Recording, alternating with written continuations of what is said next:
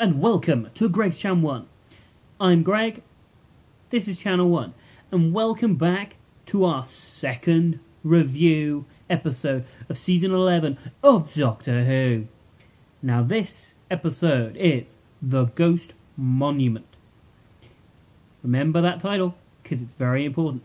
I'm not going to try and be spoiler free because I'm not very good at not being spoiler free. So, let's dive right in and let's see how it goes. So, got to see the opening credits this episode. Like it. I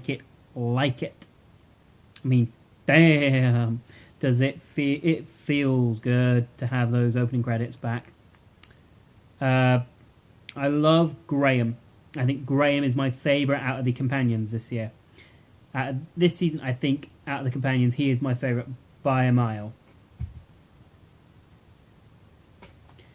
And I think it's purely because as a character, he seems to be trying to grow from the fact that from the premiere, obviously Grace died, and Grace seems to be inspiring Graham and Ryan to build as characters, and I like it. I love the fact that Whittaker's first thing that she brings up is, "This is like Antiques Roadshow." I was like, yes, this is brilliant. For my American brothers, I don't know if I've got any American watchers or whatever, but the Antiques Roadshow is pretty much a British show where you pretty much bring loads of antique stuff, like tea sets and that kind of stuff, and get it valued and kind of go, oh, cool. Move on to the next one. Anyway, that's irrelevant. We'll move onwards. I have to say, Chibnall, Strevens, the entire team, they went a hell for leather with this season on making it look stunning. I mean, last episode I didn't really bring it out, and I didn't say about how brilliant the way it looked. This episode, did it look beautiful. I was very, very impressed with how beautiful it looked. Whittaker. Oh, I love Jodie Whittaker.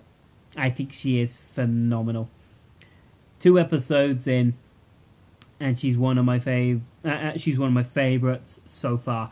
I'm loving the way that she is encompassing herself and making herself really, really likeable. I loved the chemistry between Armstrong and Enstrom, I think they were called. The pronunciation was a little off a bit, and I wasn't quite 100% sure on how the names were pronounced. Feel free to tell me in the comment section, what their actual surnames were meant to be or whatever.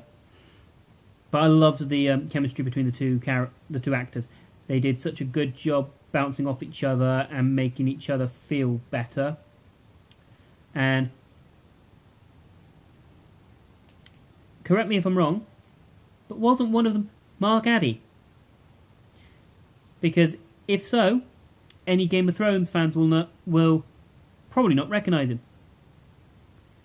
Because Mark Addy is Robert Baratheon from Season 1. That's besides the point. Move onwards. I love the way that the group bounce off each other. That, I think, is probably one of my favourite things. Because they went for a group of companions, and they've established them as a group. And they've established them with the Doctor, and the Doctor likes them, and they like her, which is good. And I love the fact that Whittaker gives a shade to Graham and says, "I can't remember where I got them from, Audrey Hepburn or Pythagoras."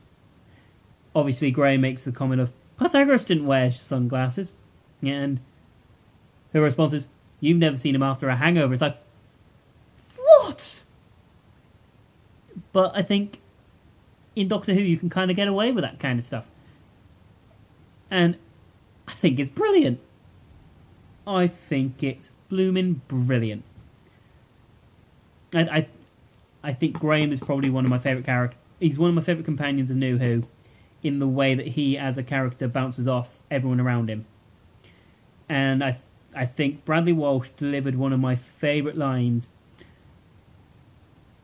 Can every alien stop putting stuff in me without my permission? You know, and it's just brilliant the fact that he's just like, can they just stop? If we encounter another set of aliens, they're not going to just put something in me, are they? You could tell that that's what he's thinking. And I kind of hope it's like a recurring gag, where whenever they meet anything alien life form, they always end up with some kind of chip, some kind of injection or something. So Graham can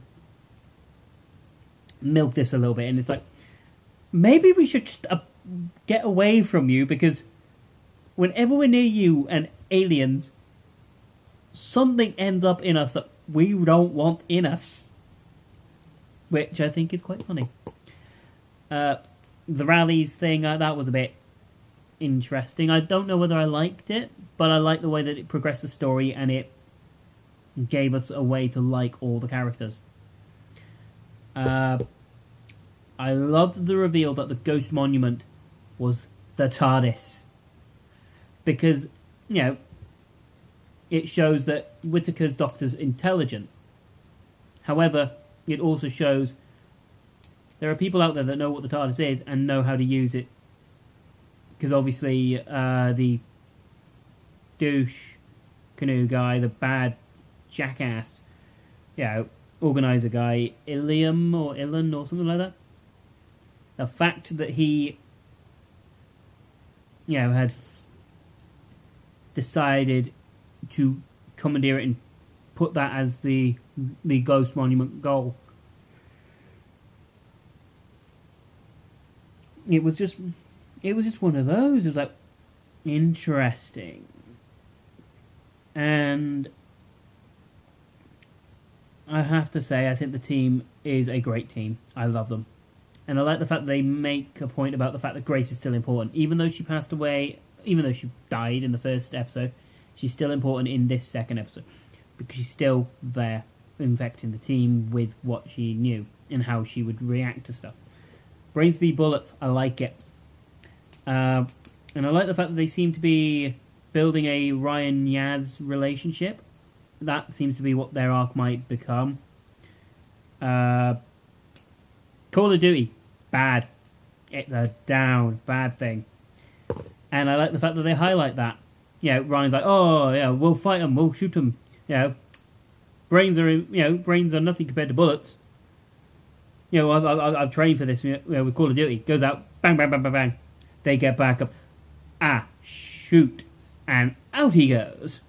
He's like, okay, yeah. You realise? He's like, yeah.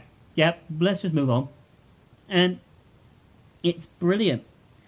I like the fact that they referred back to the Stenza, which was Timshaw, Shimshaw, Limlaw, or whatever his damn name was. The villain from the first episode. And his race. It was like, oh. So maybe they're going to be an overarching villain where we're going to, you know, a lot of the problems are going to be the Stenza sending things out to the Doctor, who made a bit of a statement on Timshaw, Shimshaw, Limlaw, whatever his name was. Yeah, it's looking like it's going to be a very, very good season, and I'm really excited. The tension was built very well. The kind of cloth things, I kept spotting them and going, what's that? I just thought, you know, all the people kept dying. And then, I'm sure it was Mark Addy, goes and lies down, and as he's about to sleep, this thing comes up and tries to suffocate the life out of him. I'm like, ah! Whoa! So, yeah. Good. Tension building. Made me jump. Made me a little bit nervous that we were going to have characters getting killed. I mean, we lost one in the first episode. I thought we're going to lose both of the rally racers. You know, their competitiveness is going to get them killed. Didn't, thankfully. Or at least, seems like they haven't been killed off. We may find out later on in the season that they were both killed the moment they got back to their planet. We don't know. Yeah. And they got back to the TARDIS. One thing I will say, I'm not sure I like how the new TARDIS looks. I'm hoping it'll grow on me, and I will like it. But for now, that's my thoughts. I think it's another solid 8 out of 10.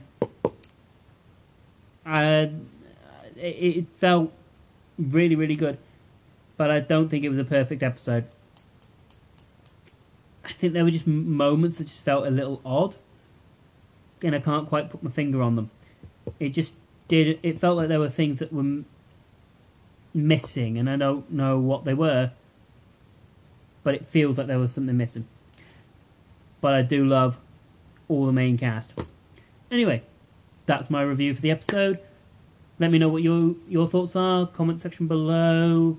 Click the like, subscribe, share, all that doobly-doo stuffing thing, majigs.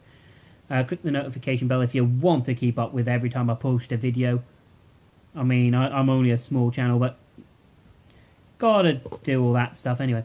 Anyway, look out for yourselves, guys, and see you soon. See you next week. Bye-bye.